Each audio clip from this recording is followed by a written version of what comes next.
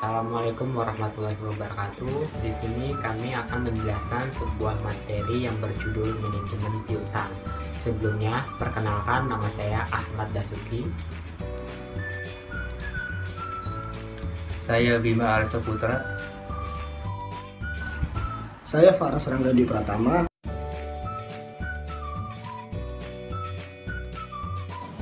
Baik, yang pertama, ada pengertian piutang. Piutang adalah suatu tuntutan terhadap pelanggan, baik berbentuk perkiraan uang, barang maupun jasa. Selanjutnya, piutang merupakan kewajiban pelanggan yang disepakati dan mereka mengharapkan pembayaran itu diselesaikan dengan tanda terima yang sah. Selanjutnya, menurut prinsip akuntansi Indonesia, piutang dapat dibagi menjadi dua, yaitu trade receivable and non-trade receivable.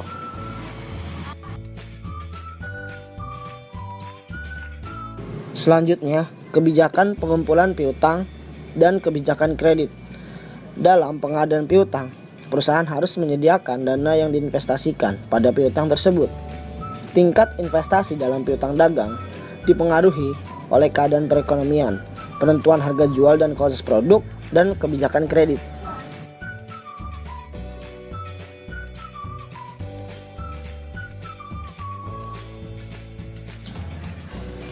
Selanjutnya ada kebijakan kredit adalah faktor yang dapat dipengaruhi oleh manajer keuangan.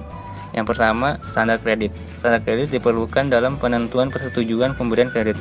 Standar kredit adalah kualitas minimum penilaian kredit dari peminta kredit yang diterima oleh perusahaan dengan harus mempertimbangkan variabel-variabel dalam pemberian kredit. Yang kedua, ada termin kredit. Termin kredit menunjukkan jangka waktu periode kredit dan potongan tunai yang diberikan apabila dilakukan pembayaran lebih awal oleh pelanggan.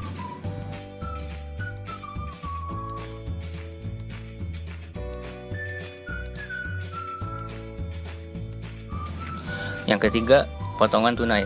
Potongan tunai adalah persentase pengurangan pembayaran dari jumlah bruto penjualan karena pembayaran dilakukan dalam periode pemberian potongan tunai. Potongan tunai diberikan sebagai insentif bagi pelanggan karena melakukan pembayaran lebih awal dalam periode pemberian potongan tunai. Yang keempat ada default risk.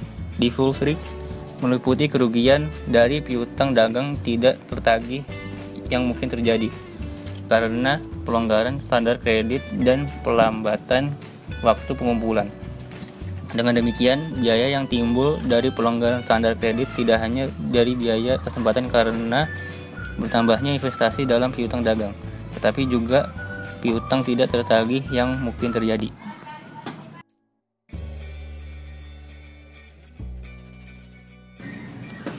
Selanjutnya, ada faktor yang mempengaruhi jumlah investasi dalam piutang. Yang pertama ada volume penjualan kredit. Yang kedua ada syarat pembayaran penjualan kredit. Yang ketiga, ada ketentuan tentang pembatasan kredit.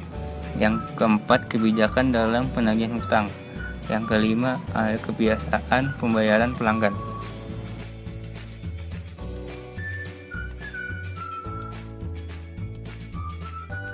Selanjutnya ada piutang tertagih. Untuk memperbesar volume penjualan, banyak perusahaan melakukan transaksi penjualan secara kredit di samping penjualan secara tunai.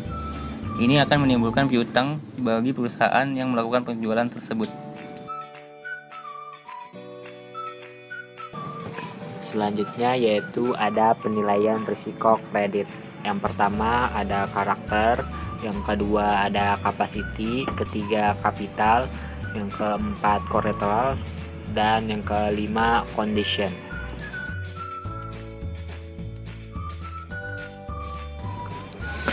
Selanjutnya yaitu pencegahan risiko kredit. Yang pertama, mencari informasi tentang mental atau kepribadian pelanggan.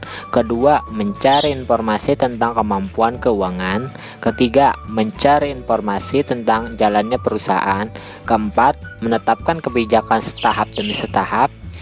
Kelima, membatasi jumlah piutang.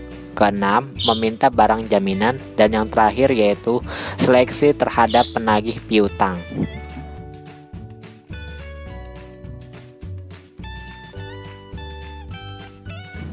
Selanjutnya yaitu seleksi terhadap penagih piutang. Dalam penagihan piutang, pimpinan semestinya aktif dalam penagihan agar piutang yang telah jatuh tempo dapat mengalir ke dalam kas perusahaan tepat waktu dengan jumlah yang telah ditentukan.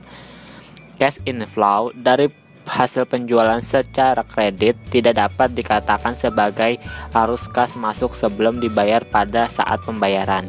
Oleh karena itu, pedoman penyusun yang didasarkan atas budget penerimaan piutang mempunyai arti penting di dalam merencanakan cash inflow.